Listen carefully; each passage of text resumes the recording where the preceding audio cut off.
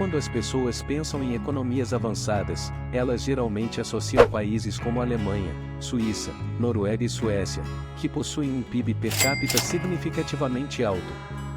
Por outro lado, encontramos nações subdesenvolvidas na África subsaariana, América Central, Oriente Médio e em algumas áreas do sudeste da Ásia. Intrigante que não parece fazer sentido à primeira vista e a influência entre países frios e riqueza. Ao observar o mapa mundial do PIB per capita, é notável que os países mais pobres se concentram nas regiões mais quentes do mundo. Além disso, com poucos aceitos, os países estão predominantemente localizados fora das zonas tropicais. Isso nos leva a questionar o que está conectado aqui. Será que realmente existe uma capacidade de compreensão entre o frio e a interação? Seria isso apenas uma coincidência? E se essa relação for real, o que poderia estar causando esse fenômeno? Ao investigar mais a fundo, enfatiza-se que esse padrão de concentração de riqueza nas regiões frias parece se repetir dentro de países individuais também. Tomemos a Austrália como exemplo. Suas duas maiores cidades, Melbourne e Sydney, estão localizadas em regiões mais temperadas, enquanto a cidade de Darwin, que está mais próxima de importantes recursos naturais e parceiros comerciais como China, Malásia e Indonésia, é considerada a capital mais pobre do país, apesar de ser a mais quente. Voltando à questão em pauta, podemos realizar uma análise estatística simples para avaliar a dinâmica entre a temperatura média de um país e seu PIB per capita. E os resultados são realmente interessantes. Conforme esperado, encontramos uma relação negativa entre temperatura e PIB per capita. A cada grau Celsius a mais na temperatura média nacional, espera-se uma redução de US$ 762 no valor esperado do PIB per capita. Isso significa que se um país A for 10 graus mais frio que um país B, é provável que tenha um PIB per capita anual US$ 7.620 maior que o país B. Além disso, ao realizar análises estatísticas, é essencial considerar o valor R2. Os estatísticos tendem a complicar as coisas, mas, em termos simples, o valor R2 indica em que medida o resultado é determinado por variáveis incluídas no modelo em comparação com outros fatores que não foram considerados. Portanto, é um indicativo da influência das variáveis no modelo estatístico. Ao explorar essa fascinante dinâmica entre a temperatura e a econômica, podemos obter insights valiosos sobre os fatores que moldam a economia global e entender por que os países frios tendem a ser mais ricos que os países quentes. É um tema que merece uma análise aprofundada e uma reflexão sobre as complexidades da economia e do ambiente. Ao analisarmos a dinâmica entre altura e peso, seria natural esperar uma relação positiva. Quanto mais alta uma pessoa é, geralmente mais pesada ela tende a ser. Usando esse exemplo, podemos calcular um valor de R ao quadrado de 0,5, o que significa que 50% do peso de alguém é determinado pela altura. Isso implica que os outros 50% são influenciados por outros fatores não incluídos em nosso modelo. Nesse caso, um fator adicional pode ser uma tendência de alguém em ganhar peso ou ser mais robusto. Analogamente, ao considerar a relação entre temperatura e PIB per capita, encontramos um valor de R2 de 0,09. Isso significa que apenas 9% da proteção de um país é determinada pela temperatura. À primeira vista, esse valor pode parecer insignificante, mas na realidade é significativo. Os outros 91% são compostos por diversos fatores, como classificação de crédito, riqueza de recursos naturais, infraestrutura, estabilidade governamental e uma ampla gama de outros fatores que desempenham um papel muito mais importante na economia do que o clima. Portanto, a relação entre temperatura e proteção econômica existe e é estatisticamente significativa. No entanto, é crucial abordar alguns problemas potenciais, como os outliers e a questão da relação causa-efeito. Dentro desse conjunto de dados, encontramos alguns outliers inspirados. Países como Bahrein, Catar, Emirados Árabes Unidos e Singapura são tanto muito quentes quanto muito ricos. Para os três primeiros, a riqueza proveniente de recursos naturais superou qualquer possível desenvolvida relacionada ao clima quente. Singapura, por sua vez, é um caso atípico que contradiz essa teoria. Além disso, não podemos deixar de mencionar a Coreia do Norte, um país frio e extremamente pobre. Nesse caso, a instabilidade política se torna um fardo mais pesado do que o claro benefício de um clima mais frio. É essencial reconhecer que a estabilidade governamental desempenha um papel crucial na proteção econômica.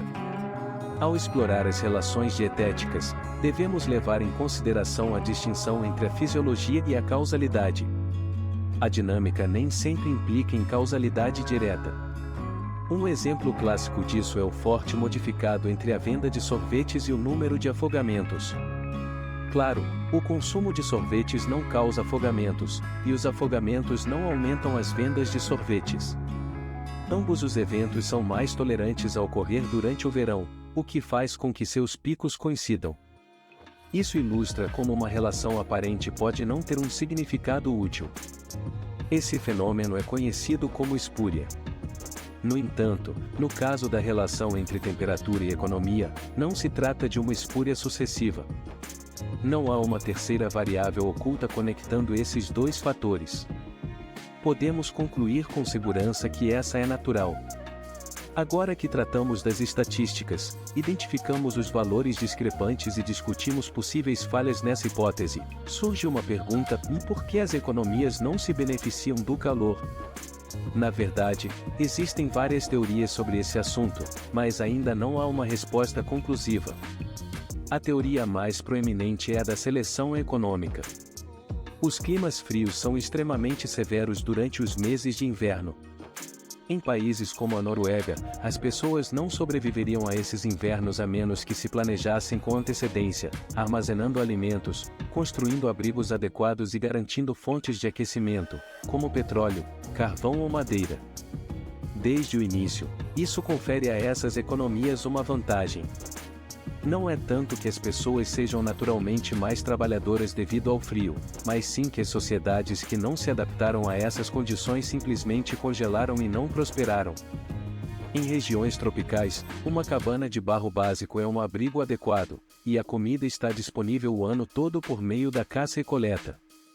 Portanto, não havia o mesmo incentivo para construir habitações maiores e mais elaboradas ou desenvolver uma sociedade que valorizasse. No entanto, essa necessidade de sobrevivência ao longo de gerações moldou uma sociedade que valoriza mais os bens de capital do que uma sociedade que desfrutou de facilidades ao longo de sua existência. Uma crítica a essa teoria é que a maioria das antigas civilizações prósperas se concentrava em regiões quentes. O Antigo Egito, a Mesopotâmia, os Maias, os Persas, todos considerados regiões quentes como seu lar. Isso poderia desacreditar essa teoria, mas, na verdade, oferece ainda mais informações. Se olhássemos para a variação entre temperatura e riqueza há 2000 anos, obteríamos um resultado oposto. Os países mais quentes eram os mais ricos. Então, por que isso mudou? A mudança ocorreu devido à transformação das espécies globais. Há 2000 anos, a riqueza de um país era determinada principalmente pela quantidade de alimentos que podia produzir. Quanto mais alimentos, mais pessoas poderiam ser alimentadas e trabalhar nos campos para produzir ainda mais alimentos. As técnicas agrícolas modernas não existiam e até mesmo os impérios mais poderosos lutavam constantemente contra a fome. Climas mais quentes poderiam produzir mais alimentos e, portanto, abrigar mais riqueza. No mundo moderno, a riqueza não é mais determinada pela capacidade de um país em cultivar. Em vez disso, ela é impulsionada pela indústria e pela inovação. As sociedades que foram forçadas a se adaptar e inovar em um ambiente hostil ao longo de séculos agora têm a oportunidade de se destacar e liderar o mundo na era industrial. Outras teorias também postulam que em ambientes mais frios as pessoas são forçadas a serem mais tolerantes umas com as outras. Quando alguém passa todo o inverno trancado com amigos e familiares, eles aprendem a se dar bem melhor do que pessoas que têm liberdade para se divertir o ano todo.